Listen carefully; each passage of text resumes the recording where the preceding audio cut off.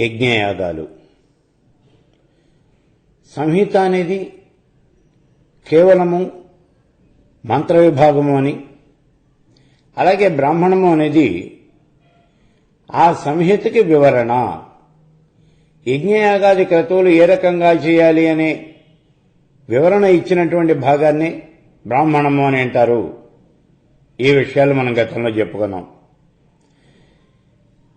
యజుర్వేదాన్ని పూర్తిగా చదివినటువంటి పండితుడు యజ్ఞయాగాది క్రతువులు చేయటానికి ఆధ్వర్యం వహిస్తాడు. అసలు ఆధ్వర్యము అంటే ఏమిటి? సమస్తమైనటువంటి కార్యభారాన్ని నిర్వహించడంలో అత్యంతమైనటువంటి ప్రధాన పాత్ర, ఇటువంటి ప్రధానమైన పాత్రను పోషించడాన్ని ఆధ్వర్యం వహించడము అని అంటారు. ఈ యజుర్వేద పండితుడే ఈ పాత్ర పోషిస్తూ ఉంటాడు. యజ్ఞాన్ని నిర్వహించడానికి 4 ఋత్విక్కులు కావాలి అనే మాటను మనం గతంలో చెప్పుకున్నాం. ఋగ్వేద పండితుడు, యజుర్వేద పండితుడు, సామవేద పండితుడు, అథర్వణ వేదాన్ని కూలంకుషంగా ఆపాసన పట్టినటువంటి పండితుడు. వీళ్ళ 4 కూడా ఈ పండితులే కావాలి అని చెప్పుకున్నాం. వీళ్ళనే హోత, అధ్వర్యుడు, ఉద్ఘాత, బ్రహ్మ అనే 4 కూడా పిలుస్తారు. వీళ్ళు ఎంత ముఖ్యమైనటువంటి వాళ్ళు అంటే వీళ్ల పేరుతోనే వీళ్ళు చదువుకున్నటువంటి వేదాన్ని చెప్పడం జరుగుతుంది.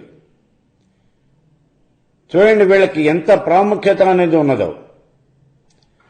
ఉదాహరణకి ఋగ్వేదాన్ని పారాయణ చేసే రుక్కులు పారాయణ చేసేటటువంటి వాడిని హోత అని అంటారు.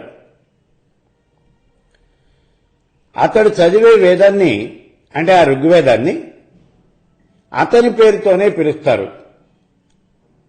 హోత చదివే వేదాన్ని హోత యొక్క వేదము, అదే హోతృవేదము అనే పేరుతో పిలవటం జరుగుతుంది.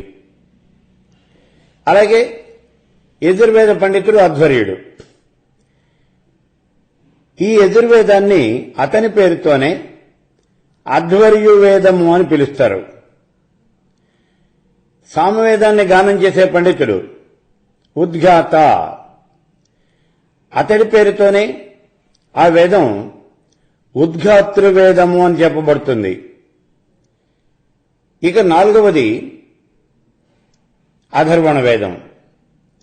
ఈ అథర్వణ వేదాన్ని చదివేవాడు బ్రహ్మ అనబడతాడు. ఈ బ్రహ్మ చదివే వేదం అథర్వణ వేదం. ఈ వేదం అతడి పేరుతోనే బ్రహ్మవేదము అని చెప్పబడుతుంది. ఈ రకంగా ఈ ఋత్వికుల యొక్క పేరుతోనే 4 వేదాలు కూడా హోతృవేదం, అధ్వర్యువేదం, ఉద్ఘాతృవేదం, బ్రహ్మవేదం అని ఈ ఋత్వికుల పేరులతోనే పిలువబడుతూ ఉంటాయి.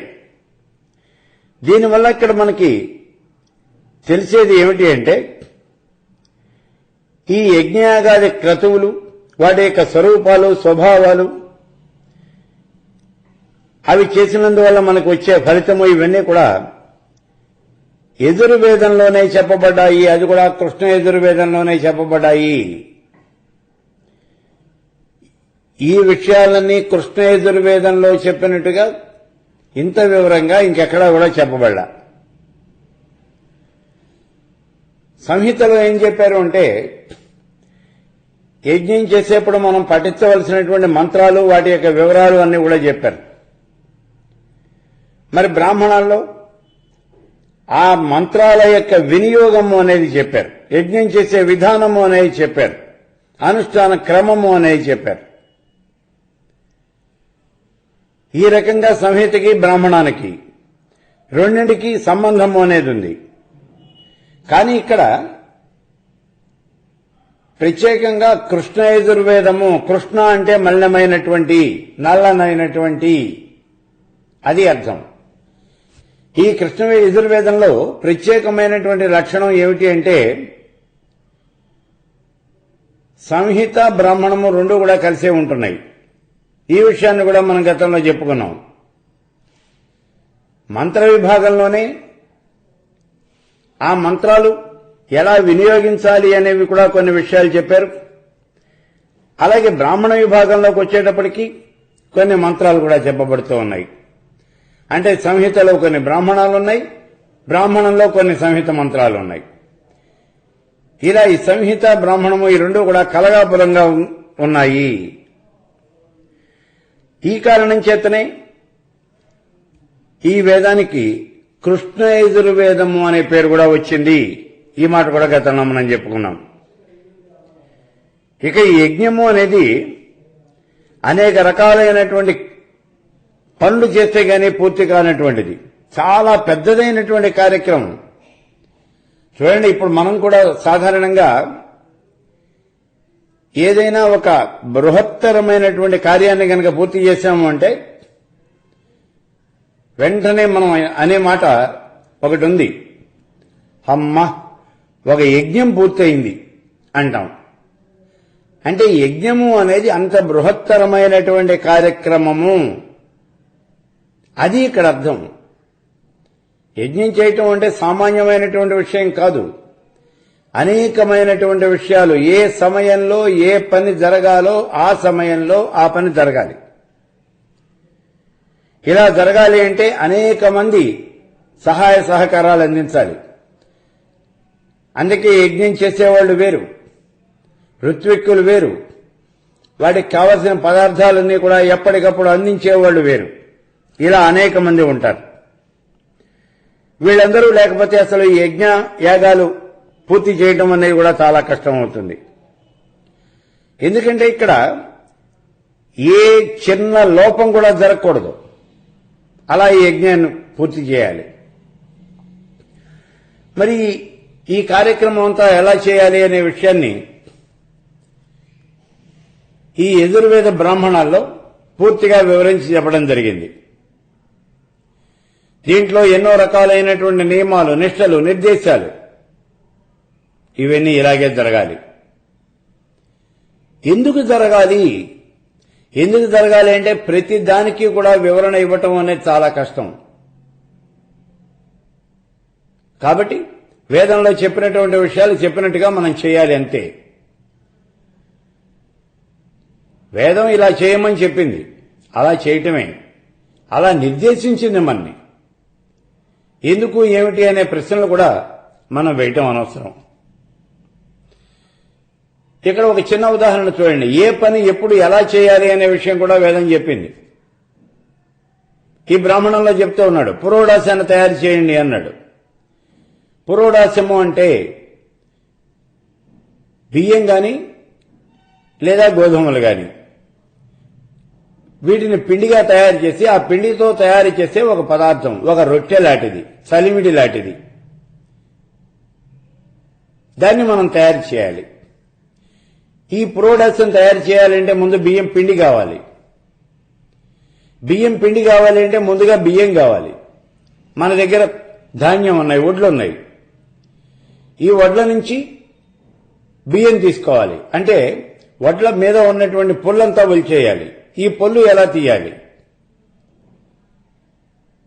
వడ్ల నుంచి బియ్యం తీయాలి అంటే అనేక రకాలైనటువంటి ప్రక్రియలు ఉన్నాయి. వడ్లని రోట్లో పోసి దంచితే వాటి పైన ఉన్నటువంటి పుల్లంతా పోయి మన చేతి బియ్యం వస్తాయి. లేదు తిరగట్లో వేసి తిప్పితే పైన ఉన్న పొల్లు పోయి బియ్యం వస్తాయి. గొడ్లతో తొక్కించిన పొల్లు పోతుంది. లేదు తీరుబడిగా మనం కూర్చుని గోళ్లతో పైన ఉన్నటువంటి పొట్టును ఒలిచేయచ్చు. ఇన్ని రకాలుగానూ మనం బియ్యాన్ని తీసుకోవచ్చు. కానీ ఈ బియ్యాన్ని ఎలా తీయాలి అనే విషయం కూడా వేదంలో చెప్పారు. వడ్ల నుంచి బియ్యం ఎలా తీసుకోవాలి? ఎలా తీసుకోవాలి అంటే ఇక్కడ తిరగట్లో వేసి తిప్పకూడదు. ఇలాంటి విషయాలన్నీ కూడా చాలా కష్టంగా చెప్పారు. మరి ఎలా చేయాలి అంటే రోట్లో ఒడ్లు పోసి రోకలితో దంచి మాత్రమే అందులోంచి ఊకని బియ్యాన్ని వేరు చేయాలి. అంతే తప్పించి మిగిలినటువంటి ఏ ప్రక్రియ ద్వారా కూడా వడ్ల నుంచి బియ్యం తీయకూడదు అని చెప్పారు. అంటే ఏ వస్తువు ఎలా తయారు చేయాలి అనేటటువంటి విధానం కూడా ఇక్కడ చెప్పడం జరిగింది. కాబట్టి వేదంలో దేన్ని వదిలిపెట్టలేదు. మనం ఉపయోగించవలసినటువంటి ప్రతి వస్తువు కూడా ఎలా తయారు చేయాలి, దేనితో తయారు చేయాలి, దానికి కావలసిన ముడి పదార్థాలు ఏమిటి, ఇవన్నీ కూడా చెప్పారు. ఇలా అనేకమైనటువంటి యజ్ఞాలు, 1-2 కాదు. మరి ఇన్ని యజ్ఞాలు చేస్తూ ఉన్నప్పుడు ప్రతి యజ్ఞంలోనూ ఈ కార్యకలాపం అంతా కూడా చెప్పాలి కదా. మరి ఎట్లాగా ఇన్ని యజ్ఞాలకి విడివిడిగా కార్యకలాపాలు చెప్పారా? ఇలా చెప్పడం అనేది చాలా కష్టమైనటువంటి పని. ఎందుకంటే అసంఖ్యాకమైనటువంటి యజ్ఞాలు యాగాలు ఉన్నాయి. వీటన్నింటిలోనూ ప్రతి దాన్ని తీసుకుని ఆచమనం చేయడం దగ్గర నుంచి పరిసమాపన దాకా ప్రతి దానికి చెప్పాలి అంటే చాలా కష్టమైనటువంటి పని. అందుకని ఇక్కడ సులభమైనటువంటి ఒక పద్ధతిని కనిపెట్టారు. ఏమిటి సులభమైనటువంటి పద్ధతి? ఇక్కడ ఈ యజ్ఞాలన్నీ కూడా ప్రకృతి యజ్ఞాలు, వికృతి యజ్ఞాలు అని 2 రకాలుగా విడగొట్టేశారు ముందు. ఏమిటి ప్రకృతి వికృతి అని అంటే, అసలు దీనికన్నా ముందు ఒక పని చేశారు. ఉన్నటువంటి యజ్ఞాలు, యాగాలు, క్రతువులు అన్నీ కూడా కొన్ని విభాగాలుగా చేశారు. ఒకే రకమైనటువంటి ఈ యజ్ఞయాగాది క్రతువులన్నీ ఒక విభాగంలో పడేశారు ముందు.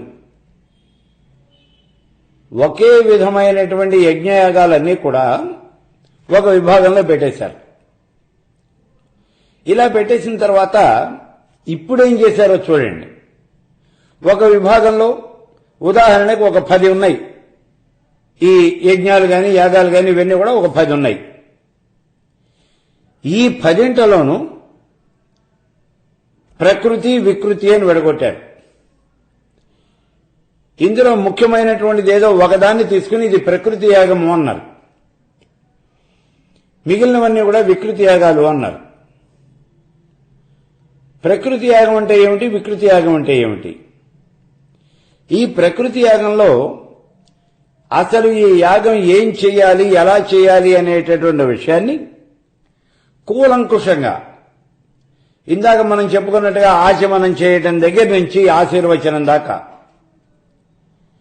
అన్ని రకాలైనటువంటి కార్యకలాపాలు కూడా ఈ ప్రకృతి యాగంలో వివరించేశారు. ఆ తర్వాత మిగిలినటువంటి 9 క్రతువులు ఉన్నాయి. ఇవన్నీ కూడా ఇలాగే చేయాలి అంటే ఇదే పద్ధతిలో మిగిలినవి కూడా చేయాలి అని రాసేశారు. మిగిలినవన్నీ కూడా ఈ 9 కూడా ఇలాగే చేయాలి. ఒకవేళ దాంట్లో ఎక్కడైనా తేడా గనక ఉన్నట్లయితే ఆ తేడా ఒక్కటి మాత్రం వివరించారు.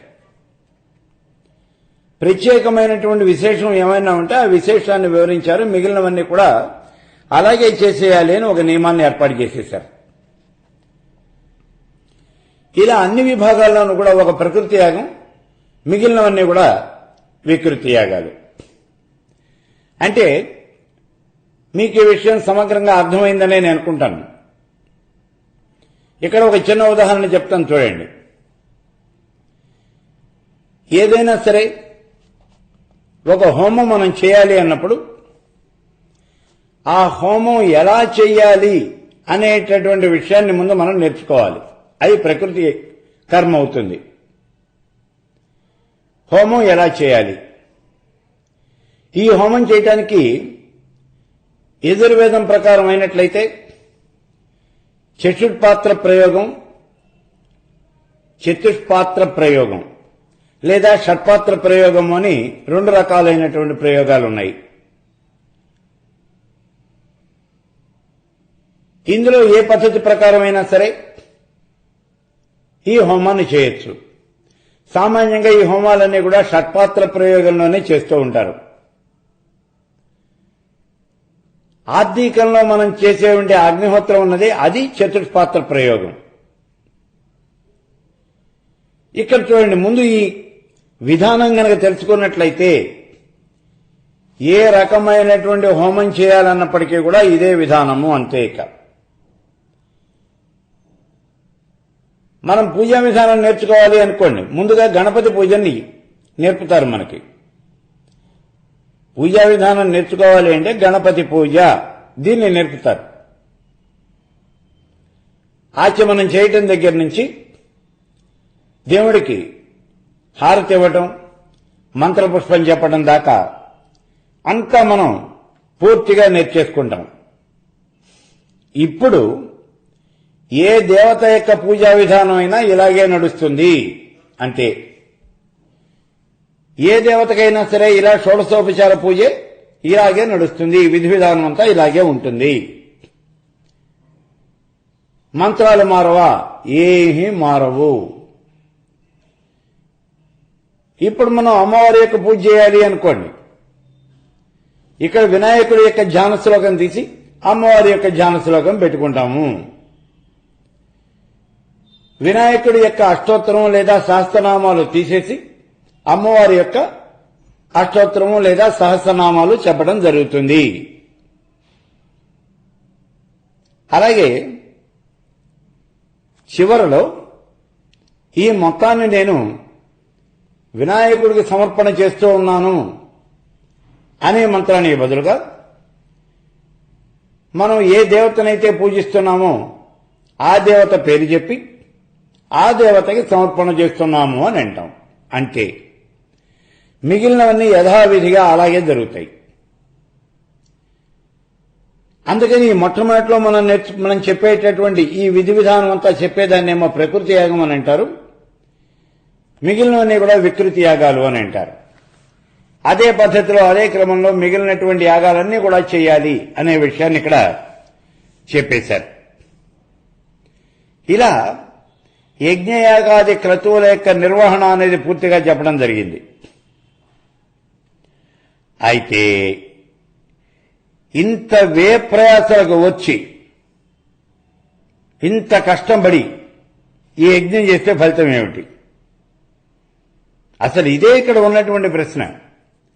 యజ్ఞం చేయాలి అంటే సామాన్యమైనటువంటి విషయం కాదు అని మీరే చెబుతూ ఉన్నారు. చాలా కష్టపడాలి అన్నారు. ఇది ఒక పెద్ద బృహత్ కార్యక్రమం అని కూడా చెప్తూ ఉన్నారు. మరి ఇంత బృహత్ కార్యక్రమం చేసినట్లయితే ఫలితం ఏమిటి? ఈ ఫలితము అనేది లౌకికమైనదా అలౌకికమైనదా? ఇది ఇక్కడ మనకి కావలసినటువంటిది. అంటే దాని యొక్క ఫలితాన్ని ఇక్కడ మనం చూడగలుగుతామా? లేదు మరణానంతరము ఏదో స్వర్గాన్ని పొందుతాము అని చెప్పేసి ఈ యజ్ఞయాగాది క్రతువులు చేస్తూ ఉన్నామా? ఇక్కడ మనం గుర్తుపెట్టుకోవాల్సిన విషయం ఏమిటి అంటే, ఈ యజ్ఞాలు చేయటం ద్వారా జీవాత్మకి సంస్కారం అనేది ఏర్పడుతుంది. అలా ఏర్పడే సంస్కారాన్ని చిత్తశుద్ధి అని అంటారు. గతంలో మనం చెప్పుకున్నాం. యజ్ఞయాగాది క్రతువులు ఈ కర్మలు ఎందుకు చేస్తూ ఉన్నావు అని అంటే, కేవలము మనోనైర్మల్యాన్ని సంపాదించడానికి, చిత్తశుద్ధిని సంపాదించడానికి. నిర్మలమైనటువంటి మనస్సులో పరమేశ్వరుడు సాక్షాత్కరిస్తాడు, అందుకనే ఈ పనంతా కూడా చేస్తున్నాము అన్నారు. యజ్ఞయాగాది ఈ క్రతువులన్నీ చేయటంలో పరమమైనటువంటి ప్రయోజనం ఏమిటి అంటే చిత్తశుద్ధిని సాధించడము, మనోనైర్మల్యాన్ని సాధించడము. అందుకోసమే గౌతముడి యొక్క ధర్మసూత్రాల్లో మానవుడు పుట్టిన దగ్గర నుంచి చచ్చేదాకా 40 రకాలైనటువంటి సంస్కారాలు ఉన్నాయి అని చెప్పారు. 40 రకాలైనటువంటి సంస్కారాలు. వాటిలో అగ్నాధ్వానం, అగ్నిహోత్రం, దర్శపూర్ణ మాసాలు, ఆగ్రహణం, చాతుర్మాస్యం, నిరుడ పశుబంధం, సౌత్రామణి, ఇవి మొత్తం 7 హవిరి యజ్ఞాలు. ఇలాగే అగ్నిష్టోమం, అత్యగ్నిష్టోమం, ఉక్తం, షోడశి, వాజపేయం, అతిరాత్రం, ఆప్తోర్యామం, ఇవి 7 సోమయాగాలు. ఈ 40 సంస్కారాల్లోనూ 7 ఇక్కడ హవిర్యాగాలు, అలాగే 7 సోమయాగాలు. వీటిని కూడా ఇక్కడ ఈ 40 కర్మల్లోనూ చెప్పడం జరిగింది. కానీ ఈ మనోనైర్మల్యము, చిత్తశుద్ధి ఇవేమి కంటికి కనిపించవు కదా. మరి కంటికి కనిపించనటువంటి ఈ సంస్కారం ఇదే ప్రయోజనము అని చెబితే దానికోసం ఇంత కష్టపడాలా? ఇదే మన ముందు నుంచునే పెద్ద ప్రశ్న. కాబట్టి అనేకమైనటువంటి ప్రయోజనాలు కలిగినటువంటి కామ్య కర్మలు ఎన్నో ఇక్కడ చెప్పబడ్డాయి. ఇందులో కామ్య కర్మలు కూడా చెప్పబడ్డాయి. అందుకే ఈ యజ్ఞాలు గాని, యాగాలు గాని ఇవన్నీ కూడా 2 భాగాలుగా విభజించబడ్డాయి. ఒకటి కామ్య కర్మలు, రెండోదేమో నిష్కామ్య కర్మలు. అవే నిత్యాలు అని చెప్తూ ఉన్నారు. అందుకే యజ్ఞాలు నిత్యములని, కామ్యములని 2 రకాలుగా చెప్పబడ్డాయి అని చెప్తూ ఉన్నారు. లౌకికమైనటువంటి ప్రయోజనం కోసం చేసేవేమో కామ్యాలు. ఇవి ఎన్నున్నాయి? అవి ఎన్నున్నాయి ఏమిటి? అనంతమైనటువంటివి. వాటి అంతం ఎక్కడుంది అసలు? Wants are unlimited. నీ కోరికలకు అంతము అనేది లేదు. కాబట్టి ఆ కోరికలు తీరటం కోసం నువ్వు చేసేటటువంటి కర్మలకు కూడా అంతం లేదు. మరి రెండవది ఏమిటి? అలౌకికములు, పారలౌకికములు. అవి రెండవది. ఈ రకంగా మొత్తం ఈ కర్మలన్నీ కూడా నిత్యములు, కామ్యములు అని 2 రకాలుగా చెప్పబడుతూ ఉన్నాయి. ఇప్పుడు ఈ తైత్తిరీయ బ్రాహ్మణంలో అనేకమైనటువంటి ఈ యజ్ఞ యాగాది క్రతువులన్నీ కూడా వివరించబడ్డాయి అని చెప్పుకున్నాం మనం. వాటిల్లో ముఖ్యమైనటువంటివి కొన్నింటిని మాత్రం మనం చూడటానికి ప్రయత్నం చేద్దాం. వీటిల్లో మొట్టమొదటి కర్మే అజ్ఞాధానం. ఈ అజ్ఞాధానము అనేటటువంటి కర్మను చేయనటువంటి వాడు ఏ రకమైనటువంటి యజ్ఞ యాగాది క్రతువులు, శ్రౌత కర్మలు చేయటానికి వీలు లేదు. కాబట్టి మొట్టమొదటిగా ప్రతి మానవుడు కూడా ఈ అజ్ఞాధానము అనే కర్మని చేసి తీరాలి. ఇది ఇక్కడ చెప్తా ఉన్నది. అగ్ని 3 రకాలుగా చెప్తూ ఉన్నాం మనం. గార్హపత్యాగ్ని, ఆహ్వనయాగ్ని, దక్షిణాగ్ని అని. ఈ అగ్నులైతే 3 కనిపిస్తూనే ఉన్నాయి. కానీ సభ్య, అవసథ్యాగ్ని ఈ రెండింటితోనూ కలిపి ఈ అగ్నులు మొత్తం 5, ఇలా 5గా సిద్ధించడమే ఈ అజ్ఞాధానికి ప్రయోజనము అని చెప్తూ ఉన్నది ఈ బ్రాహ్మణం. అందుకే ఇది స్వతంత్రమైనటువంటి కర్మ అని చెప్తూ ఉన్నది. అంటే ఈ కర్మ ఇతరమైనటువంటి ఏ కర్మకు, దేనికి అంగం కాదు. ఇది స్వతంత్రంగా చేయవలసినటువంటి కర్మ అని చెప్తూ ఉన్నది. ఈ అజ్ఞాధానం ద్వారా సంస్కరించబడినటువంటి సౌతాజ్ఞనిలోనే ఏ హోమమైనా సరే, ఏ యాగమైనా సరే అందులోనే చేయాలి. కాబట్టి ప్రతి మానవుడు కూడా ముందు ఈ అజ్ఞాధానము అనేది చేసి తీరాలి. ఈ ఆధానానికి ముందు రోజే సంకల్పం చేయాలి, ఋత్విగ్వర్ణం చేయాలి. ఆ తర్వాత ఈ అధ్వర్యుడు 2 అరణులను తీసుకొని రావాలి. అరణి అంటే అగ్నిని పుట్టించడానికి ఉపయోగించే 2 కర్రలు. ఈ కర్రలు ఎక్కడి నుంచి తీసుకురావాలి? చాలా జాగ్రత్తగా చూడండి. ఇక్కడ ఈ కర్రలు ఎలా వస్తాయి అంటే, రావి కొమ్మతో తయారైనటువంటి 2 కర్రలు తీసుకొచ్చి ఈ అగ్నిని పుట్టించాలి అని చెప్తూ ఉన్నారు మనకి. కానీ వేదం ఏం చెప్పిందో చూడండి. జమ్మి చెట్టు మీద మొలిచినటువంటి రావి చెట్టు. ఈ రావి చెట్టు నేల మీద మొలవకూడదు, అది జమ్మి చెట్టు మీద మొలవాలి. అంటే అది పరాన్న భుక్కు కావాలన్నమాట. అలా పరాన్న భుక్కు అయినటువంటి ఆ రావి చెట్టుకి ఉన్నటువంటి 2 కొమ్మలు, ఆ రావి కొమ్మతో తయారు చేసినటువంటి అరణులను, అరణి అని అంటారు దాన్ని, ఈ అరణులను రెండింటినీ తీసుకురావాలి. ఇది కూడా 4 అంగుళాల ఎత్తు, 12 అంగుళాల వెడల్పు, 16 అంగుళాల పొడవు కలిగి నీడలో ఎండినటువంటి చెక్క. ఇది ఎండలో ఎండబెట్టకూడదు. ఆ చెక్కలు నీడలో మాత్రమే ఎండబెట్టాలి. ఈ చెక్క కూడా నీకు దొరికినటువంటి చెక్క తీసుకొస్తే సరిపోదు. 4 అంగుళాల ఎత్తు ఉండాలి, 12 అంగుళాల వెడల్పు ఉండాలి, 16 అంగుళముల పొడవు కలిగి ఉండాలి. ఆ తర్వాత వేదికేక పడమటి వైపున గార్హపత్యాగ్ని కుండాన్ని, వేదికకి తూర్పున ఆహవనీయ అగ్నికుండాన్ని, ఈ గార్హపత్యాగ్నికి ఆగ్నేయంగా దగ్గరగా దక్షిణాగ్నికుండాన్ని, ఈ మూడింటిని కూడా నిర్మాణం చేయాలి. ఇంకా 2 అగ్నులు ఉన్నాయి అని చెప్పుకున్నాం, సభ్య అవసత్యాగ్నులు అని.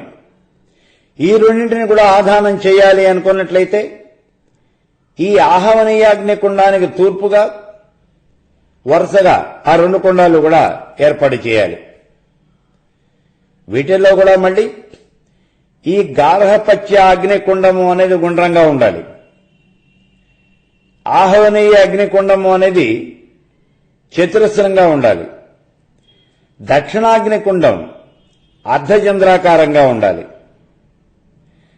గార్హపత్యాగ్ని మధ్య భాగం నుంచి తూర్పుగా ఈ ఆహవనీయాగ్ని మధ్య భాగానికి సరిగ్గా 96 అంగుళాల దూరం మాత్రమే ఉండాలి, అంతకని ఎక్కువ ఉండకూడదు.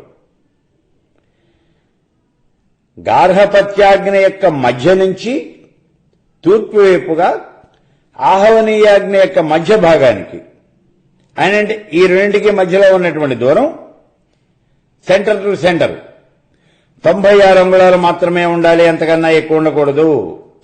ఇలా ముందు ఈ అగ్నికుండాలు ఏర్పాటు చేయాలి. చేసిన తర్వాత మంగళ స్నానాలు పూర్తి కావాలి. ఆ తర్వాత ఈ అధ్వర్యుడు యజమాని యొక్క ఔపోసనాగ్ని నుంచి అగ్నిని తీసుకొచ్చి గార్హపత్యాగ్నికి పడమరగా ఉంచి అందులో కడగనటువంటి బియ్యంతో ఉడికి ఉడకకుండా ఉండేటటువంటి అన్నాన్ని మాత్రమే వండాలి. ఆ బియ్యం కడగకూడదు, ఈ అన్నం ఉడకకూడదు. అలా అని ఉడకకుండా ఉండకూడదు, అంటే కొద్దిగా ఉడికేటట్టుగా ఈ అన్నాన్ని వండాలి. దీన్ని బ్రహ్మోదన పాకము అని అంటారు. ప్రత్యేకమైనటువంటి పేరు దీనికి, బ్రహ్మోదన పాకము అని అంటారు దీన్ని. ఆ తర్వాత ఆ అన్నాన్ని అదే అగ్నిలో హోమం చేసి మిగిలినటువంటి అన్నాన్ని 4 ముగ్ధలుగా చేసి అధ్వర్యుడు, హోత, బ్రహ్మ, అగ్నిధ్రుడు అనే 4 ఋత్విక్కులకు ఇవ్వాలి. కొద్ది కొద్దిగా అన్నాన్ని ఆ పాత్రలో మిగల్చాలి. అధ్వర్యుడు తన ఎడమ చేతిలో ఉన్నటువంటి ఆ అన్నం ముద్దని, అంటే ఆయనకి ఇచ్చినటువంటి అన్నం ముద్దని ఎడమ చేతిలో పెట్టుకుని కుడి చేత్తో మిగిలినటువంటి అన్నంలో నేతిని పోసి రావి చెట్టు యొక్క పచ్చి సమిధలు 3 తీసుకొచ్చి ఆ అన్నాన్ని కలయబెట్టి వాటికి అంటుకొని ఉన్నటువంటి అన్నంతో కూడా ఆ సమిధల్ని హోమం చేయాలి. దీన్ని సమిధాధానము అని అంటారు. ఇక ఆ రాత్రికి వీణ మొదలైనటువంటి ఈ వాయిద్యాలతో జాగారం చేస్తూ ఈ అగ్నిహోత్రాన్ని రాత్రంతా కూడా చాలా జాగ్రత్తగా కాపాడాలి. తెల్లవారుజామున ఈ అరణులు ఈ రెండింటినీ కూడా అగ్నిలో కాచి దాన్ని చల్లార్చి ఆ అరుణలను యజమాని చేతికి ఇవ్వాలి. అతడు అగ్నిమథనం జరిగే వరకు వాటిని చేత్తో పట్టుకునే కూర్చోవాలి. అంతేగాని పొరపాటున కూడా ఆ అరుణల్ని కింద పెట్టకూడదు, చేత్తో పట్టుకునే కూర్చోవాలి. ఇంతకు ముందే తాను ఏర్పాటు చేసుకున్నటువంటి సప్త మృత్తికలు, వాటిల్లో సప్త వనస్పతుల్లో ఒక్కొక్క దాన్ని 2 భాగాలుగా చేసి అందులో ఒక భాగాన్ని మళ్లీ 2గా విభజించి అలా ఏర్పడినటువంటి 4వ భాగాన్ని గార్హపత్యాగ్ని కుండంలోనూ మరొక 4వ భాగాన్ని దక్షిణాగ్ని కుండంలోనూ వేయాలి. ఇంకా సగభాగం ఉంది. ఈ సగభాగాన్ని ఆహవనీయాగ్ని కుండంలో వేయాలి. ఇసక, ఎడారి మట్టి, ఎలుక తవ్వినటువంటి మట్టి, పుట్టమట్టి, ఎండిపోకుండా ఉండనటువంటి చెరువులో ఉన్నటువంటి మట్టి, పంది కొలగించినటువంటి మట్టి, సున్నపురాయి, ఇవన్నీ కూడా సప్తమృత్తికలు అనబడతాయి. జాగ్రత్తగా చూడండి. ఈ సప్తమృత్తికలు అంటే ఏమిటో ఒక్కసారి జాగ్రత్తగా చూడండి. మళ్ళీ సప్త అంటే 7, మృత్తిక అంటే మట్టి. 7 రకాలైనటువంటి మట్టి ఏమిటది?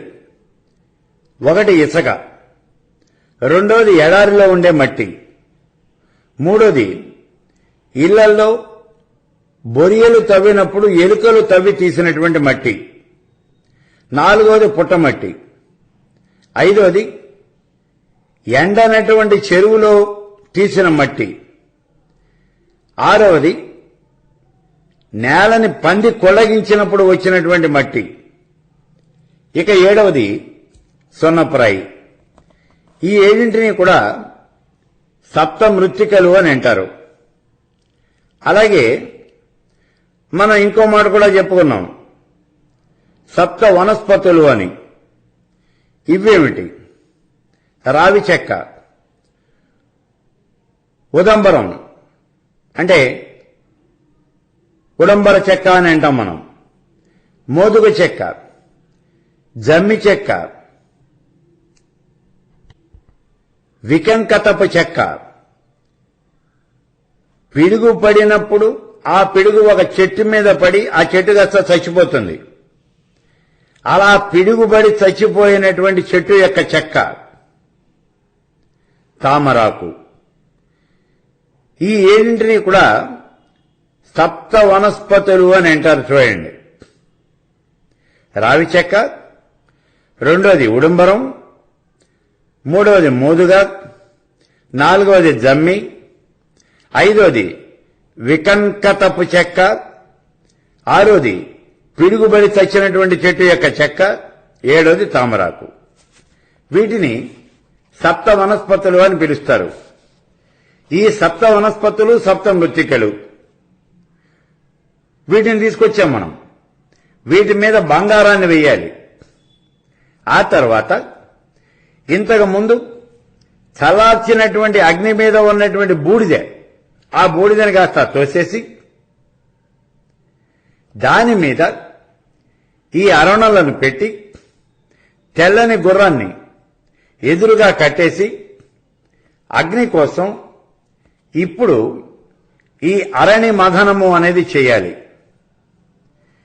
ఇక్కడ అగ్ని పుట్టగానే ఈ అధ్వర్యుడు పిడకలు మొదలైనటువంటి వాటితో ఈ అగ్నిని జ్వాలగా చేసి బ్రహ్మ సామగానం చేస్తూ ఉండగా గార్హపత్య కుండంలో ఇంతవరకు ఉంచినటువంటి ఈ సంభారాల మీద ఈ అగ్నిని పెట్టాలి.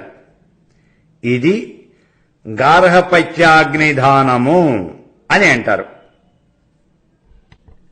ఆ మరునాడు ఉదయం సూర్యుడు పూర్తిగా ఉదయించక ముందు సగం మాత్రమే ఉదయించి ఉండగా ఈ గార్హపత్యాగ్నిని ప్రజ్వరిల్ల చేసి దాంట్లో నుంచి కాలుతూ ఉన్నటువంటి రావి సమిధల్ని తీసి అధ్వర్యుడు చేత్తో పైకి ఎత్తి పట్టుకుంటాడు. అప్పుడు అగ్నిధ్రుడు ఎవరో ఒకళ్ళ ఇంట్లో నుంచి తెచ్చినటువంటి లౌకికాగ్నిని గాని లేదా గార్హపత్యాగ్నిని గాని మధించినటువంటి అగ్నిని గాని బ్రహ్మవామదేవస్య అని సామగానం చేస్తూ ఉండగా దక్షిణాగ్నికుండంలో ఉంచాలి. ఇది దక్షిణాగ్నిధ్వానము అంటారు. ఆ తరువాత ఈ అధ్వర్యుడు మొదలైనటువంటి ఋత్విక్కులందరూ కూడా తూర్పు దిక్కుకు ఎదురుగా గుర్రాన్ని ముందుగా నడిపించుకుంటూ ఆహ్వనీయాగ్నికుండం దాకా వెళ్ళాలి. వాళ్లకు కుడివైపు బ్రహ్మ రథచక్రాన్ని 3 సార్లు తిప్పాలి. గుర్రం ఆహ్వనీయాగ్నికుండానికి తూర్పు నుంచి పడమటి దిక్కు తిరిగి ఆహ్వనీయాగ్నికుండాన్ని దాటి వెళ్ళాలి. బ్రహ్మ సామగానం చేస్తూ ఉండగా పడమటి దిక్కు తిరిగి అధ్వర్యువు ఆహ్వనీయాగ్నికుండంలో అగ్నిని ఉంచాలి. ఇది ఆహ్వనీయాజ్ఞాధానము. ఇలా ఆధానం చేసినటువంటి అగ్నుల్ని ఆజ్య హోమాలతోనూ కట్టెలతోనూ ప్రజ్వలింపజేయాలి. ఆ తరువాత రావి, జమ్మి ఈ సమిధలు 3 ఒక్కొక్క అగ్నిలోనూ హోమం చేసి ఆజ్యంతో పూర్ణాహుతి చేయాలి. యజమాని ఆహితాలైనటువంటి అగ్నులకు నమస్కరించి అధ్వర్యుడికి దక్షిణ సమర్పించాలి. ప్రాయశ్చిత్త హోమాలన్నీ కూడా చేసి ఆహితాగ్నికి విధించబడినటువంటి నియమాలన్నీ కూడా సంకల్పపూర్వకంగా స్వీకరించాలి. ఇది అజ్ఞాధానానికి సంబంధించినటువంటి ప్రధానమైనటువంటి కర్మ. ఈ ఆధానం చేసిన వెంటనే దానికి అంగంగా ఒక ఇష్టిని చేయాలి. దానికి దేవత అగ్ని, అష్టకపాల పురోడాశమే ఇక్కడ ద్రవ్యం. దాని తర్వాత 3 పౌమానేష్ఠులు చేయాలి. ఈ పౌమానేష్ఠుల్లో వరుసగా పౌమానాగ్ని, పావకాగ్ని, శుచ్యగ్ని వీళ్లే ఇక్కడ దేవతలు. ఈ 3 కూడా అష్టకపాల పురోడాశమే ద్రవ్యంగా ఉంటుంది. ఈ పౌమానేష్ఠులు చేసినటువంటి రోజు సాయంకాలం అగ్నిహోత్రాన్ని ప్రారంభం చేయాలి. ఇది అజ్ఞాధానం చేసే విధానం.